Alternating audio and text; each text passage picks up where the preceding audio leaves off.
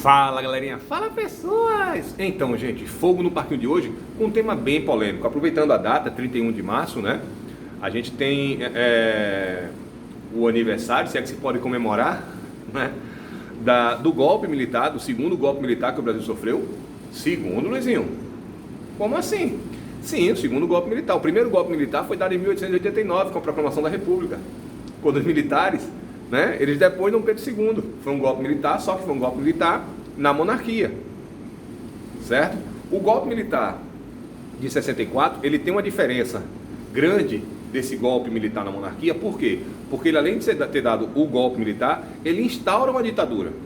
Lá em 89, não. Você até teve o período de República das Espadas, né, com Deodoro da Fonseca, que começa lá. Então você tem esse processo, né, que vai acontecer depois de Floriano Peixoto, e aí, mas depois você tem uma alternância de governos, né, com características diferentes. Você tem todo um processo que é uma democracia bem incipiente, mas é um processo democrático.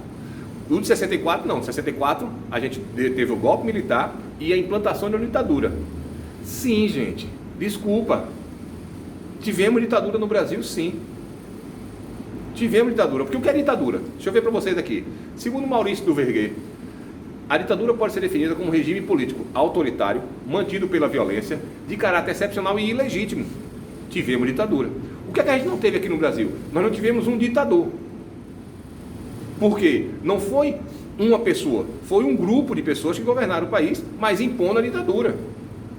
Fechamento do Congresso, censura, ditadura, né? Vale lembrar que essa ditadura pode ser conduzida por uma pessoa ou um grupo que vai impor seu projeto de governo à sociedade com auxílio da força. Ditadura vai ter o auxílio da força, coisa que a gente não teve em 89. Até teve, né? Alguns atos, mas não se compara o que aconteceu de 64 até 85. Certo? Normalmente os ditadores chegam ao poder por meio de um golpe de Estado. Aconteceu. Certo? Agora tem um outro filósofo, Norberto Bobbio, que ele afirma que a ditadura moderna é um regime caracterizado pela concentração absoluta do poder e pela subversão da ordem política anterior. Vamos seguir. Essas ditaduras costumam ser bastante centralizadoras. Muito. O poder fica extremamente concentrado nas mãos de uma pessoa ou de um grupo que a governa. Aí você vai falar para mim assim, Luizinho, por que a alternância de governo é positiva? Por que ela é salutar?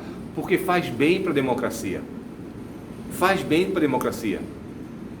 Você tem um regime que depois esse regime ele é contraposto. Pode chegar, Lula. Pode chegar.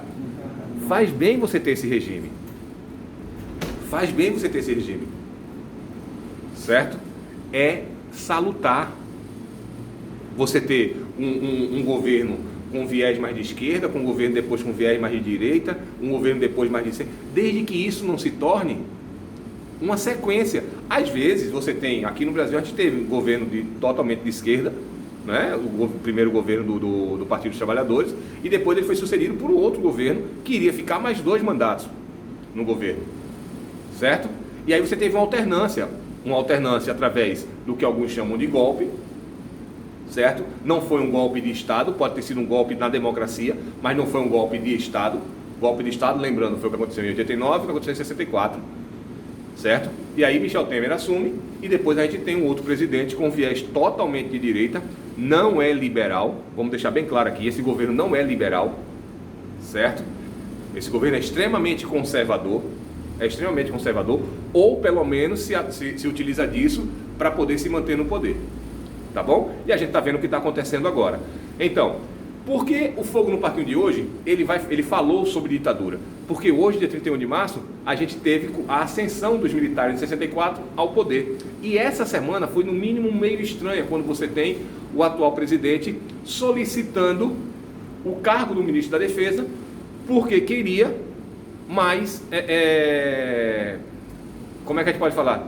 Mais atuação dos quartéis em defesa do seu projeto, daquilo que ele chamou de meu exército, certo? E como isso não foi dado, por quê? Porque Exército, Marinha e Aeronáutica, ou seja, as Forças Armadas, elas são forças de Estado e não forças de governo. Nós já falamos aqui que a gente precisa ter políticas de Estado. O grande problema do nosso país é que nós não temos política de Estado, nós temos política de governo.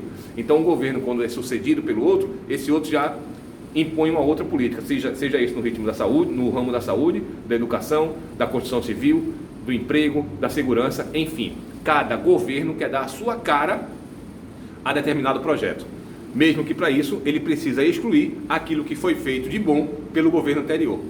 Reconhecer o que foi feito de bom pelo governo anterior não é dar um passo atrás, pelo contrário, é você fomentar e fortalecer o seu Estado. Essa alternância na democracia, ela é positiva. Isso acontece em todas as democracias que estão em alto nível. França, Alemanha, Reino Unido, Estados Unidos. Não é? Quando você tem uma sucessão de governo com o mesmo viés, você fica meio refém. Isso acontece. A Angela Merkel na Alemanha, certo? Apesar do governo ser um governo exemplar, não sei se seria a palavra, mas um governo que segue uma linha, mas ela já está há um tempo no governo, mas isso está longe de ser uma ditadura, porque ela governa com o parlamento. Já o Putin na Rússia, não. O Netanyahu em Israel, não. Certo?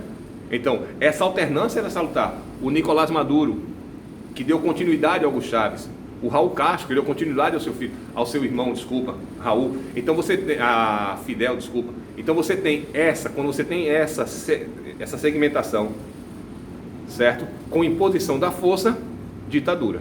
Então, para ficar bem claro, no Brasil tivemos ditadura, sim, não tivemos ditador. E hoje, dia 31 de março, não é dia de se comemorar nada.